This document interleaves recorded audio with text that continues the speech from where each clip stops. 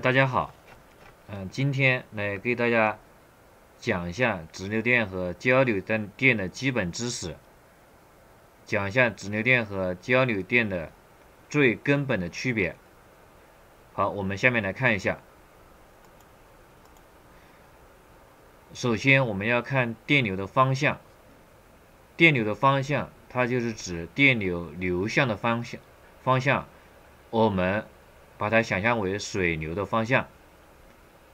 比方说，下面这两条线，这条线它电流的方向是从左向右，下面这条线电流的方向是从右向左。它的电流电流我们就理解为它的电，它会流动，就叫电流。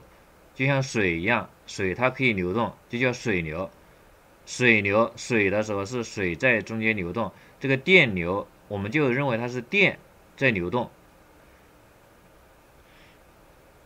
那么它这个电到底是什么呢？我们现在不去管它，就想象成电像水一样，它是一种东西，它可以在电线里面流动的，这样想就可以了。那什么叫直流电？什么叫交流电呢？理解这一个含义理解它们的区别，我们首先要从字面上来理解，这样是最简单的、最直观的。字面上理解就是这个直和交的问题，直流电和交流电，它后面两个字都是一样的，只是前面第一个字不同。直流电直和交不同，直就表示一直一个方向，就叫直。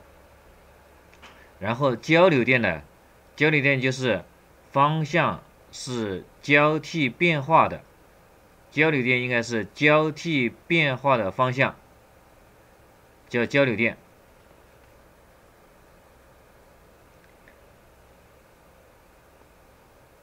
总的来说就是直流电它的方向它一直是一个方向，然后交流电的方向它是交替变化的，所以叫交流电、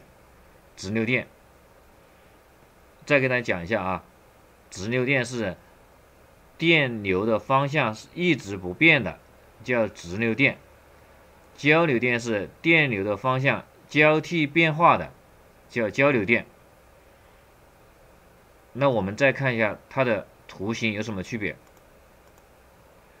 我们再来看这个图形，这横坐标是时间轴，纵坐标是电压，这里是 DC 呢就是说是直流电。直流电的话，它的电流大小和方向都不变，它的电压也不变应该是电压的方向、电压的大小和方向都不变这里写的好像有点错误，这个我是从网上拷贝下来的电压的方向和大小，你看这个电压的方向和大小都不变，就叫直流电。然后你看这个交流电 AC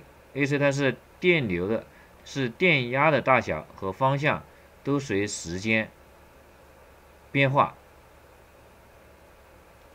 那么它时间是怎么变化的？在这里零开始的时候，它电压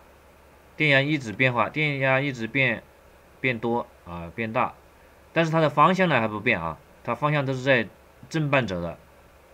方向没有变。然后到这个顶点之后，它的电压会慢慢变小，到这里来，它在这里在这个曲线上，它的方向都是不变的都比如说从左朝右的这个方向。好，到这里来之后呢，它的方向就开始变了，就从右向左了。它的电压呢，它从右向左，它也有个是电压的大小，它电压慢慢的升高到这里，然后再升高，然后再慢慢减小，这是减小这是慢慢减少，应该看它绝对值是慢慢减少的，只不过说它的方向是变了。这里上面的是从右到左，下面的方向是从说错了，不好意思上面的方向是从左到右下面的方向呢就是从右到左的方向，电流的方向，它是相反的我们刚开始就这样理解，只理解两个方向我们下一期呢，我们就讲直流电和交流电它是怎么